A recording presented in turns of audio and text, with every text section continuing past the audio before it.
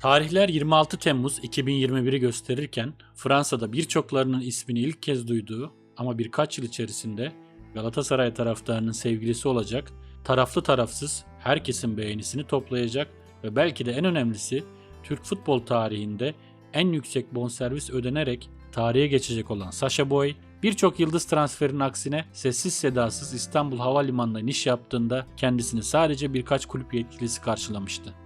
Cimbom Talk'un bu videosunda Galatasaray'ımızdan Alman ve dünya futbolunun zirve takımlarından Bayern Münih'e 30 milyon euro karşılığında transfer olan Sacha Boey'in hikayesini anlatacağız. Vakit kaybetmeden videoya geçelim.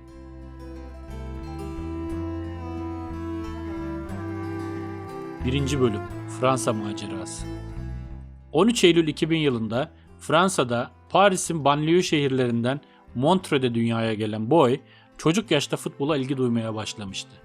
Bu ilgisi çok geçmeden kendisini Rennes altyapısında bulmasını sağladı.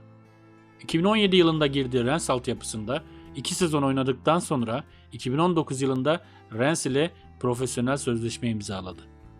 Aradan geçen ve çok fazla şans bulamadığı bir yılın ardından 2020 Ekim ayında Lyon'a kiralandı ve işte tam bu noktada Galatasaray Scout ekibinin radarına girdi. Lyon'da gösterdiği performans gelecekte yüksek potansiyelli bir oyuncu olacağının işaretiydi. Ve 2021 Haziran ayında Lyon ile kiralık sözleşmesi bitip Rennes'e geri döndüğünde takımında kendi bölgesinde ona yer yoktu. İşte tam bu noktada kariyeri için çok önemli bir karara imza attı. Ya Rennes takımında kalıp başka bir takıma kiraya verilecekti ya da oynayabileceği bir takıma gidip kariyerini inşa edecekti. Çok geçmeden kararını verdi ve 26 Temmuz 2021 tarihinde Galatasaray'la sözleşme imzaladı. 2. Bölüm Yeni bir başlangıç. Üst üste şampiyon olunan 2 sezonda Galatasaray'da sağ bek mevkiinde oynayan Mariano'nun takımdan ayrılmasıyla yerine transfer edilen Fas asıllı Norveçli oyuncu Omar El Abdullahi talihsiz bir kaza geçirmişti. Galatasaray teknik ekibi ve yönetim sağ bek arayışına girdi. Bu kertede ilk temasa geçilen oyuncu Beşiktaş'ın sağ bek oyuncusu Valentin Rozier'di. Aslında Rozier, teknik direktör Fatih Terim'in istediği oyuncu prototipiydi. Yani Fatih Terim, fiziği üst düzey, dinamizmi yüksek bir oyuncu arıyordu. Rozier'in Galatasaray'ı reddetmesinin ardından Scout ekibinin önerisiyle Galatasaray benzer profildeki Sacha Boey'e yönelmiş oldu. İsimsiz bir scout transferi olarak Mariano'nun ardından kendisinden beklentilerin yüksek olduğu bir takıma transfer olan genç Fransız yıldız bu meydan okumaya hazırdı. Ve hatta beklentilerin de üstüne çıkarak Galatasaray tarihinin en yüksek bonservisi transferinin baş kahramanı olacaktı. Ancak tabii ki büyük başarılara imza atmak hiçbir zaman kolay yollardan geçmiyordu. Ligde ve Avrupa Ligi elemelerinde oynadığı 3'er maçın ardından tüm Galatasaraylı taraftarların beğenisini toplayan Boey, ligin 3. maçında uyluk sakatlığı yaşayacak ve yaklaşık 3 ay sahalardan uzak kalacaktı. 3. Bölüm Kayıp Zamanlar.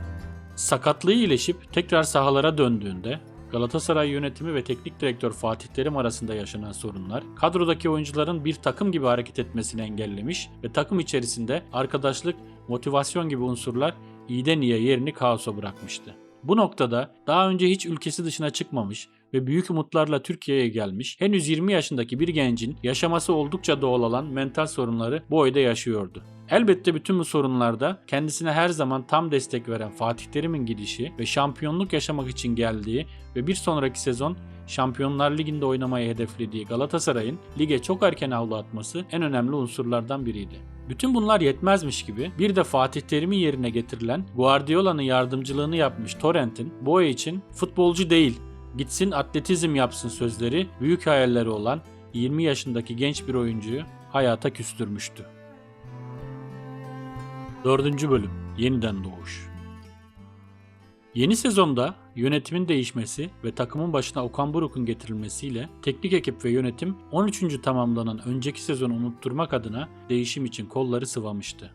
Bu değişim rüzgarının bir parçası olarak Fransız sağ bek Leo Dubois Lyon'dan takıma katılmıştı. Oyuncularla ilgili geçtiğimiz sezondan kalan raporlara göre hareket eden teknik ekip ve yönetim Sacha Boey'u yeni sezon kamp kadrosuna dahil etmedi. Bunun ardından menajeriyle görüşen Boey, takımdan ayrılmak istediğini ve kendisine kulüp bulmasını söyledi. Kaderin bir cilvesi midir bilinmez, işler tam kopma noktasına gelmişken Galatasaray'da sağ bek pozisyonundaki iki oyuncu Dubois ve Umar sakatlandı. Galatasaray'ın Antalyaspor ile oynanan ilk lig maçına sağ bekte Sacha Boey çıktı. Sezon başı kamp kadrosuna alınmamış olmasına rağmen çalışmalarını hiç aksatmayan ve ne olursa olsun takımdan ayrılsa dahi gideceği takıma hazır gitmek için bireysel olarak antrenmanlarına devam eden Boey emeklerinin karşılığını almıştı. O ilk maçta gösterdiği performansla sezon boyunca Leo Dubois'a forma şansı tanımadı. 5. Bölüm Şampiyonluk ve Şampiyonlar Ligi 2022-2023 sezonunda yaşanan şampiyonluk için bugün hangi taraftara sorarsanız sorun, şampiyonluğun mimarları arasında mutlaka Sacha Boey'i söyleyecektir. Sakat ve cezalı olduğu maçlar haricinde maç kaçırmayan Boey, oynadığı tüm maçlarda fiziksel olarak rakiplerine üstünlük kurup adeta rakiplerine nefes aldırmayarak Galatasaray taraftarının sevgilisi oldu. Sezon sonunda Avrupa'nın birçok kulübünden teklif aldı ancak takımdaki atmosfere karşı aidiyet duyması takımda kalmaya karar vermesinde önemli bir etkendi. Gitmek istese çok daha az bir bedelle ayrılabilirdi. Ama onu Florida tutan takımdaki bu müthiş arkadaşlık ve beraberlik duygusuydu. Şampiyonlar Ligi'ne gelindiğinde bu arenada gösterdiği muhteşem performansla fiziği sadece Türkiye Ligi'ne yetiyor, bir de Avrupa'da görelim diye kendisini eleştirenlere tokat gibi bir cevap vermiş oldu. Bayern Münih, Manchester United gibi Avrupa devlerine karşı oynadığı maçlarda karşısındaki Rashford ve Leroy Sané'ye geçit vermeyen ve fiziğiyle bu iki oyuncuya da üstünlük kuran Boey artık Avrupa'nın zirve takımlarının transfer hedefindeydi. Bu maçlarda oynadığı oyun, rakiplerine kurduğu fiziksel üstünlük ve özellikle Bayern Münih maçındaki performansının ardından Alman Panzeri şampiyonluk yarışında gücüne güç katmak için Sacha Boey'u 30 milyon artı 5 milyon bonusla kadrosuna kattı. Sizce Sacha Boey Bayern Münih'te performansını Galatasaray'dan daha yukarı çıkarabilecek mi? Galatasaray Sacha Boey'in yerini doldurabilecek mi? Görüşlerinizi yorumlara yazarak bizimle paylaşabilirsiniz. Videoyu beğenip abone olmayı unutmayın.